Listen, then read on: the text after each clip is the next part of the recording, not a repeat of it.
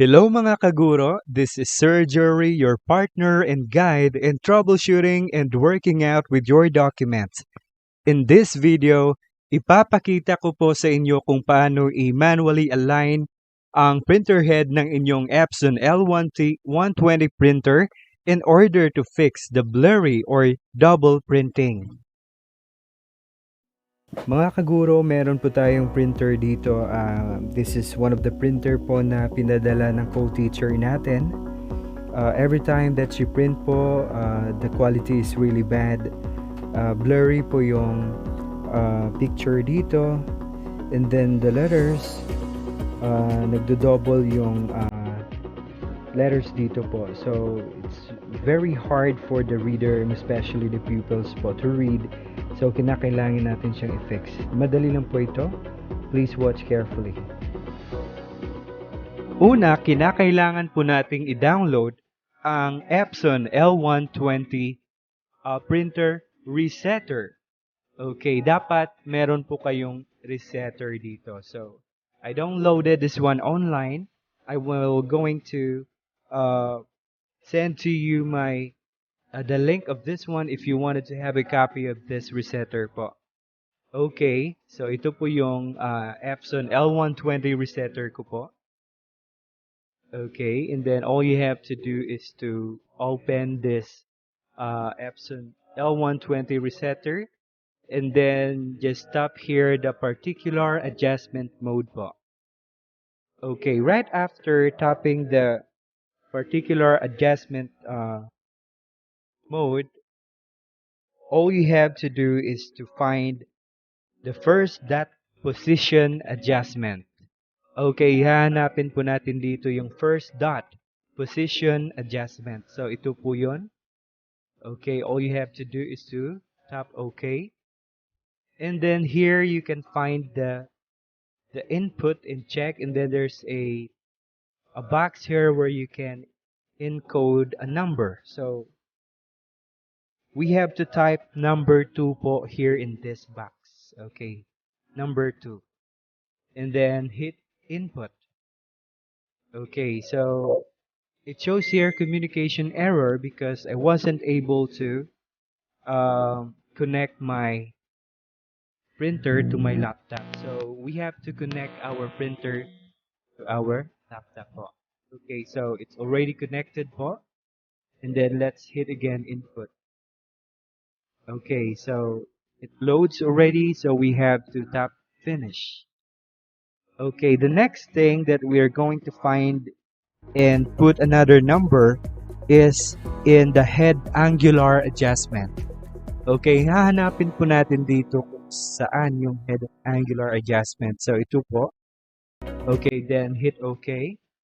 And then, in this box po, all we have to do is to type number 3. Okay, we're going to input the number 3. And then, if you can see here, nag-automatic check po siya after you have encoded the number here. And then, don't forget to tap input. Okay, because we're going to align this one. Okay, input, and then we're going to load, and then finish. Okay, tapos na po siya. And the last thing that we're going to find po, order to align our printer head, our printer successfully without having a problem in the next printing, is we're going to find the by-d adjustment. By, or bi-d adjustment. Then hit OK. And then if you can check here, there's a black section here, another column here for black, and then there's a section for color. Then if you can see, there has a acronym VSD1, VSD3. So, what are the numbers that we're going to encode here? So po, sa VSD1, we have to encode number 19. Okay. And then in VSD3, we have to put number 12. Alright. And then in this color section, this column, we're going to put number 15 in VSD1. And then here in VSD3, we have to put number 9. Okay, don't forget this number po because this will going to determine if you have successfully encoded this one, it will make your printer print better po at hindi na po siya blur or mag-double letter printing or something like that po. So in black, you have to type 19 and 12, and then in color, we have to type 15 and 9.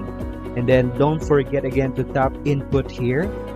Okay, we have already tapped input, and then it shows here it has been written EEPROM properly, and then we have to hit finish.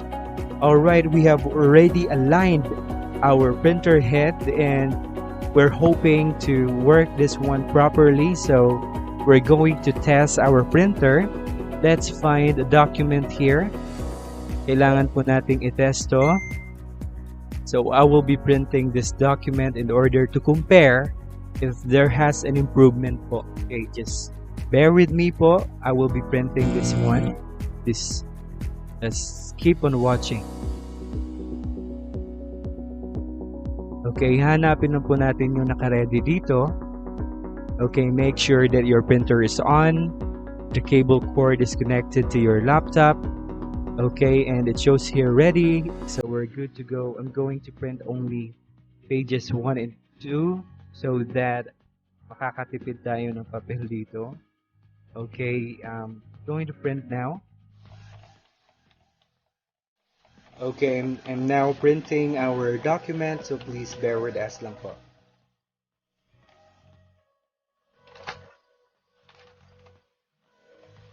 Kapag nalaman nyo na po yung procedure at if you have mastered this one already, hindi nyo na po kailangan dalhin sa service center yung printer ninyo kasi you can do it on your own without having a problem.